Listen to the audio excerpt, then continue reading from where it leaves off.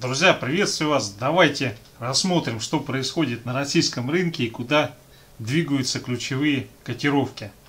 Давайте начнем с индекса РТС, фьючерса с мартовского. Здесь у нас рискон идет масштабный, соответственно, цель движения 150 тысяч. На текущий момент в какой ситуации произойдет слом этого роста? Слом произойдет при пробитии 141 500. Вот здесь находится ключевой уровень, пробитие которого будет указывать на то, что весьма вероятно вот это движение на 150, оно либо отсрачивается на значительный промежуток времени, либо вообще ломается, и мы начинаем усиленно проседать. Пока, я думаю, больше вероятность того, что этот уровень будет удержан, 141 500, и движение наверх по фьючерсу РТС продолжится. Так, друзья, далее Сбербанк. По Сбербанку, как и по основным инструментам, открылись гэпом наверх. У Сбербанка есть волшебная область, которая в районе 272 проходит. Если в результате отката эта область не пробивается, то Сбербанк после консолидации в текущих значениях пойдет наверх. И здесь первая цель движения это 280 и потом, соответственно, 280-283. Судя по часовому таймфрейму, сейчас пойдет следующая волна движения наверх. Как только происходит пробой 276-276,5, отсюда развивается движение, цель которого будет 280. Там на самом деле 280-283. Дальше надо будет смотреть по ситуации. Может быть, после консолидации на этих значениях пойдет переписывание исторического хая 287. Но мне кажется, все-таки оттуда последует какой-то коррекционный откат. На то есть ряд причин. Поэтому даже если сейчас общий рост продолжается, наверное, акцент будет смещаться на Газпром, возможно ВТБ, возможно Русгидро. Так, друзья, далее Газпром, дневной таймфрейм. Смотрите, сегодня в позитиве открылись. Ближайшая цель движения 226-230 диапазон. Если там закрепляется, следующая цель 260. На текущий момент, да, там масса событий происходит по поводу Северного потока. Будет, не будет достроен. Потом на южном направлении тоже есть определенные нюансы. Но здесь просто по логике движения Сбербанк на ХАИ затащили, Газпром. В общем-то, вторая ключевая фишка, не считая Роснефти. Он так... Те хаи, которые были в 2008 году, на них и не сходил. Соответственно, вот эти цели, они будут его неумолимо тянуть наверх. Но если не случится всеобщий обвал рынков или какой-то трэш персонально с Газпромом. Да, сейчас будет нарастать санкционное давление, или как минимум риторика по поводу санкционного давления. Но я думаю, ему сейчас особых препятствий нет, чтобы его дотащить до 226. В каком случае это движение сейчас не разовьется? Если будет коррекционный откат и пойдет удержание, проторговка в диапазоне 204,5-208,5 или ее пробитие и уход в район 200-196. Если такой процесс происходит, то мы, соответственно, получаем отсюда волну снижения, и Газпром будут распродавать. Пока на текущий момент больше факторов указывает на то, что вот это движение, оно разовьется на 226, 230 там диапазон. И в случае консолидации на тех значениях будет следующий рывок в район 260.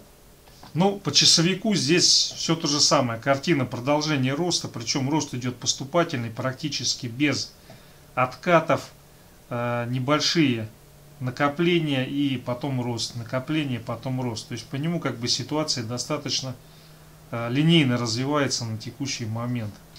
Далее ГМК, Норильский никель, у него очередной хай, соответственно, в ближайшее время, сегодня или завтра, будет решаться вопрос пробития, не пробития 24 500.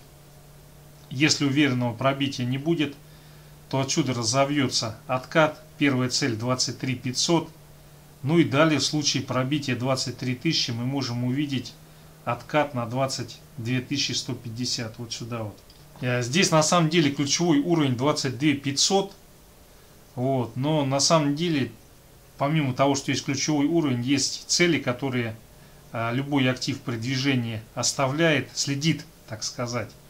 Вот. И здесь коротенький задерг на 22 150, он совершенно бы норильскому никелю не помешал бы. Ну и потом сразу возврат наверх. На текущий момент на рынках позитивный настрой, все растет. Для норильского никеля окончание роста — это длительная проторговка по 22 500. То есть если короткий задерг будет, ничего страшного. Если уходит ниже этого значения, начинает торговаться, то скорее всего норильский никель пойдет тестировать все предыдущие минимумы, которые у него наблюдались. Так, далее ВТБ. Ну вот у нас есть целая обойма. Это Газпром, ВТБ и Русгидро. То есть это те бумаги, которые они не отработали, те ХАИ, которые были в 2008 году.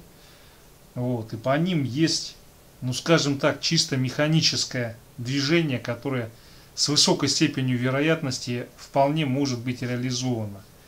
То есть там, если будет более или менее ровная геополитическая ситуация, то есть особых санкций, если не винтят по факту введения в должность Байдена, вероятность, конечно, этого не очень высока, но здесь какая может быть ситуация? То есть Байден вступит, то, что касается санкций, будет продолжать обсуждаться, но там до какого-то времени, возможно, никаких мер не предпримут.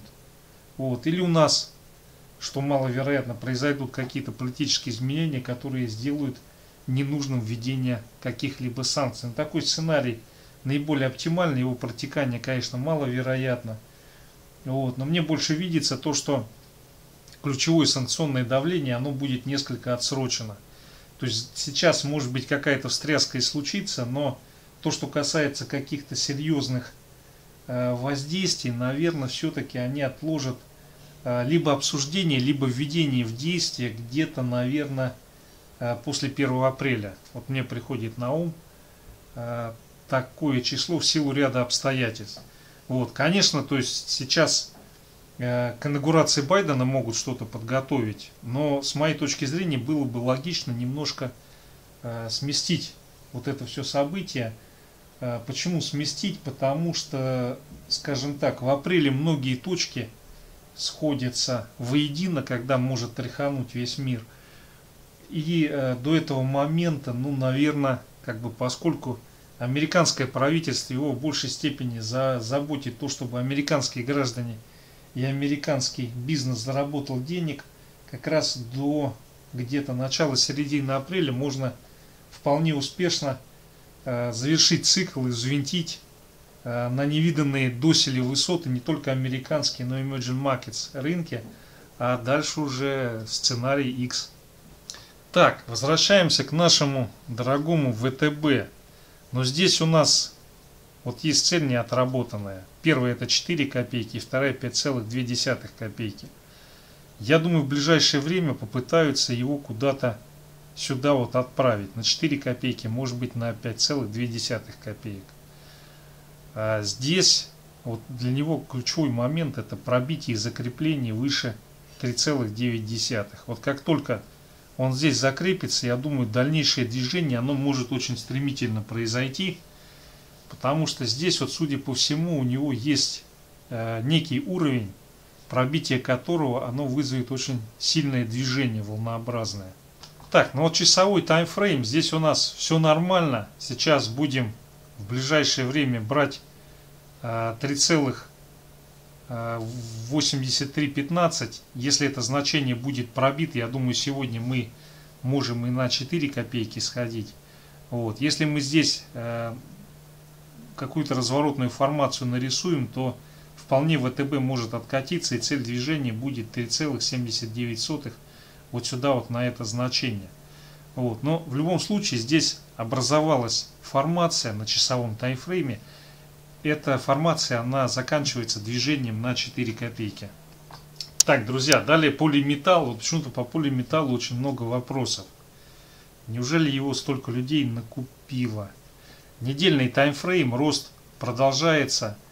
Ну, поскольку сейчас из-за накачки системы денежной массой предполагается будет рост золота и серебра, то соответственно полиметалл, но его в ближайшее время весьма вероятно на 1950 1900 вот сюда вот свозят. Но здесь, собственно говоря, осталось идти не совсем много. Буквально один рывок, один штришок, одно движение.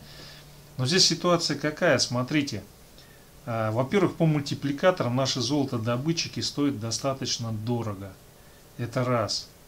Во-вторых, ну, конечно, может золото уйти на 2,5-3,5 тысяч долларов. Такое возможно. Но мне кажется, это будет несколько позже, не прямо сейчас и не в ближайший месяц-два. Вот, соответственно, здесь цель движения, поскольку по золоту позитив, это переписать вот этот хай исторический.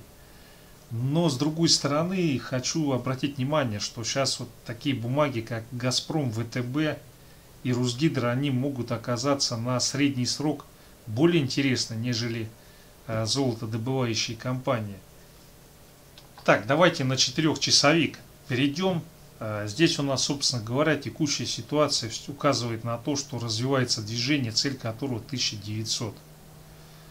Ну, наверное, сегодня мы такую цель не сделаем, это было бы слишком круто. Тем не менее, здесь вполне возможен коррекционный откат. Если коррекционный откат не пробивает 1730, то, скорее всего, наиболее вероятно, этот коррекционный откат будет выкуплен, и потом продолжится движение, цель которого будет 1900. Золото сейчас настроено на рост. Вот, поскольку золото растет, серебро тоже будет расти. И как следствие всего этого мы увидим движение вверх и по полиметаллу. Так, далее Русгидро. По Русгидро сейчас очень интересная ситуация. Русгидро в ближайшее время будет осуществлять пробой 80 копеек за акцию. Как только это произойдет и там возникнет закрепление, следующая цель движения находится в районе 94 копейки. Русгидро — это одна из бумаг, которая очень сильно просела после кризиса 2008 года и близко не восстановила позиции. Их вот троица — это Газпром, Русгидро, ВТБ. Но на самом деле еще и другие бумаги есть. Но просто по этим бумагам, особенно по Газпрому и Русгидро, я вижу, что сейчас вполне может реализоваться сценарий, если даже не полной отработки тех целей, которые остались наверху, но по крайней мере значительного движения в сторону их реализации. Так, друзья, Русгидро, часовой таймфрейм. Но смотрите, здесь ситуация достаточно простая. Вот есть у нее уровень 78 копеек. Вот если этот уровень не пробивается в результате коррекционного отката, то текущая формация указывает на то, что сейчас поэтапное будет пробитие 79.43, потом 80 копеек. И как только 80 копеек пробивает и закрепляется, пойдет движение, цель которого 94 и далее наверх. Так, друзья, ну и далее Петропавловск, вот по нему тоже много вопросов. Бумага, конечно, очень интересная, но она достаточно рисковая, потому что там масса всяких внутренних корпоративных нюансов, которые периодически выскакивают. Вот, и поэтому, конечно, ей придают это определенную пикантность. Текущая ситуация, поскольку золото растет, цель движения 34. То есть вот здесь, как только у нас возникает пробой 32,9, то мы отсюда сразу двигаемся на 34, и после 34 следующая цель движения 37,3, 37,5. Вот, на самом деле у бумаги много целей наверху, и с учетом позитива по золоту, если там никакого скелета очередного из шкафа не достанут, вполне как бы мы увидим восходящее движение вплоть до перекрытия вот этой двойной вершины 41,18. Но я не знаю, не уверен, что она будет пробита. Скорее всего, вот это значение оно послужит какой-то разворотной точкой. Вот. Здесь наиболее вероятное движение в ближайшее время это 34, и это движение вот сюда вот на 37,3. Это исходя из дневного таймфрейма. Так, ну и вот у нас часовик. Часовик у нас очень интересный, потому что вот этот вот гэп, конечно, здесь остался очень мощный, и возможен какой-то коротенький хотя бы задерг на 31,1 для того, чтобы гэп закрыть. Сейчас на текущий момент есть здесь уровень 31,9. Вот если 31,9 будет пробито на объеме, то весьма вероятно это приведет к затяжному откату в диапазон 31-31,4. В целом бумага очень позитивно смотрится. Я думаю, 34 в ближайшие дни будет взято. Все, друзья, спасибо за внимание.